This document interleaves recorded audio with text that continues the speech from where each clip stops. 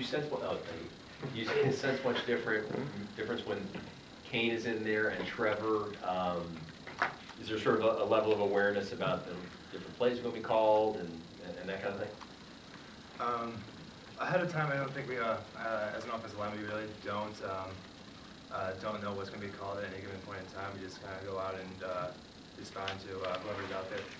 As far as that goes, I feel like we have good packages with both guys, and I think we can execute any play in our system with either guy out there. You guys, three of you have been here a while, obviously. What was that loss like to go back to that? It seemed like after the punt return, it looked like kind of a potential decisive blow. You guys undefeated. Can you just kind of talk about what that was like compared to other games and losses maybe you've had here? Yeah, I think they're a great team. You got to give them credit. And it was just something that we weren't able to respond to that call, finish out the game in the end. And we're just really looking forward to move forward this week.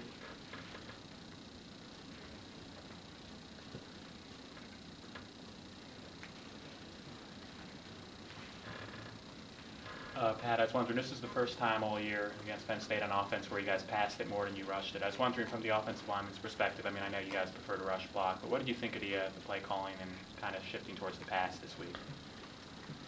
I mean, as far as play calling goes, it's really not something that we particularly care about on the offensive line. We're just going to go out there and try and execute whatever play is called to the best of our ability, and we'll leave everything else up to everybody else. We're just going out and trying to execute as best as we can. What's the mood like with this team at the moment? You know, coming off such a tough loss. What was the mood coming back this morning and starting in preparation for Minnesota? I think it's just hungry. You know, I think guys are more than ever just hungry to get back at it, get back working. You know, maybe the ball didn't bounce our way this last week. There's a lot of things that we need to work on, a lot of things we can get better at, and we just got to get ready for Saturday. Brian, were you much of a Minnesota fan growing up, and they recruit you much? It looks like they did not offer you, but tell me if I'm wrong. That's correct. No, I wasn't. I actually wasn't a huge college football fan growing up. I kind of just watched everyone. I really didn't have any allegiances. So. And then what was it like during the recruiting process? Did you expect them to give you a little more love or whatever? You know, it just didn't work out. It didn't work out with the University of Minnesota. But that being said, you know, this is the greatest blessing coming to Northwestern. So,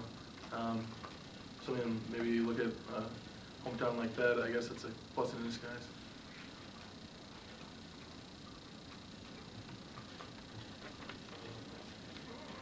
We gotta get Sean in here since you're nice enough to join us. What was it like winning a starting spot, and how's it been, you know, your first couple games there? Well, I mean, it's a great blessing to be starting for the team. I mean, Will, me, Chance, and we battled each other through camp, and we just kept on pushing each other. And you know, we all improved, and we just have to keep on improving. But I mean, it's a joy and honor to start for Northwestern. Pat, Coach Fitzgerald's talked a lot about getting the passing game going and how 135 yards you guys can't win that way. Is there anything from your perspective that you felt or saw during that game that kind of limited what you guys could do through the air? No, nothing in particular. I just think we were harmed by an overall lack of execution. Too many times, you know, there was one guy that didn't execute the play, and you know, just one guy messing up can really destroy an entire play. So I think that was the biggest thing, was we just, again, weren't executing to the best of our ability, and we're putting ourselves in good situations. For Brian and Brian and Sean, can you guys kind of discuss the fatigue you guys had, you know, for being out there for almost 40 minutes and nearly 100 plays?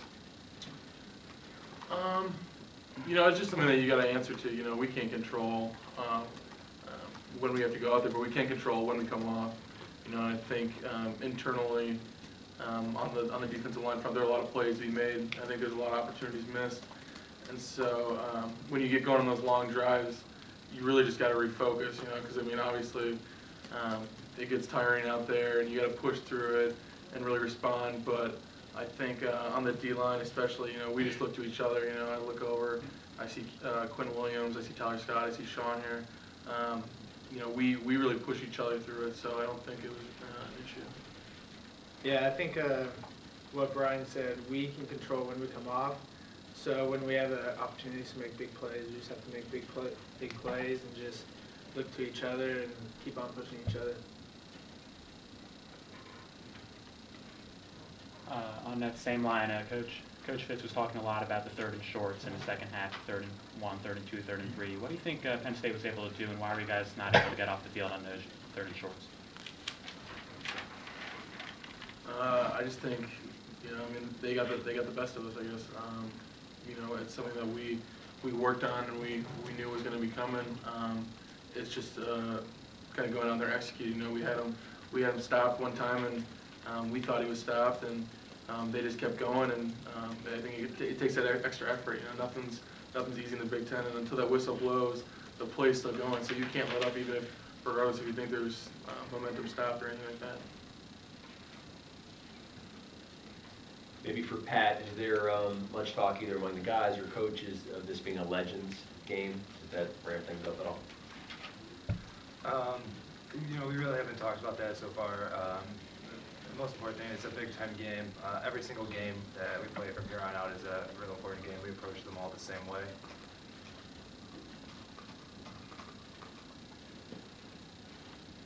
Ryan, you know a lot of kids on that team, and what kind of crowd you gonna have, friends and family up there? I had a high school teammate who was on the team last year. He graduated. He played 10 but I didn't play with any of the guys on there. I know a couple of the guys. Yeah, it'll be fun for get a lot of the family there and things like that. So. How many think? Family-wise? Yeah.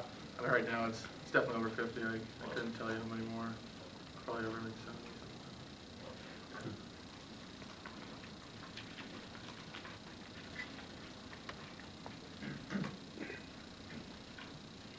Arnie, after the Army loss last year, you guys sort of spiraled out, obviously. How do you, as one of the leaders, to a group of leaders, how do you keep that from happening this year? It's all about just refocusing. It's on our values. Respond. How do we respond? I don't think necessarily we took the right attitude last year. I don't think this year's group is that's going to be an issue at all.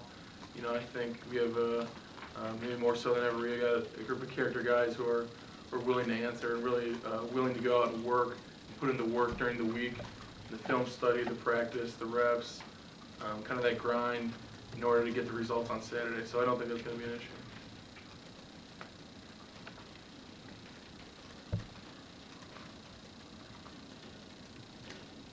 Other questions for the guys? Well, I guess just relating to Skip's question, do you also, you're obviously talking about how you think this year's team has a different mentality in terms of responding to a loss, but also do you learn anything? Being here last year, were there lessons that you were able to take away from that losing streak in terms of avoiding it? Yeah, I think you learn from everything that happens. You learn how to respond, maybe how not to respond, and I think that's something that this team has definitely taken away. There's a lot of veteran guys that are playing. There's also a lot of guys that maybe aren't as experienced. But they're definitely, we've tried to lead them in the right direction, and we think that is in a great place. Sean and Brian, you guys had to deal with Marky Stray last year. He's quite a long to bring down if he is the quarterback Saturday. What's the key to keeping him contained? Well, I think just like execution, knowing what we're doing and being in the right place, and making big plays when we have the opportunity to do it, and just executing, I think. Yeah, it's all about making the plays when you have the opportunity. There were a couple of plays on Saturday where maybe we didn't finish the play. You got guys, the other people wrapped up. He's big, so you're going to have to bring a big boy pads. Anything else?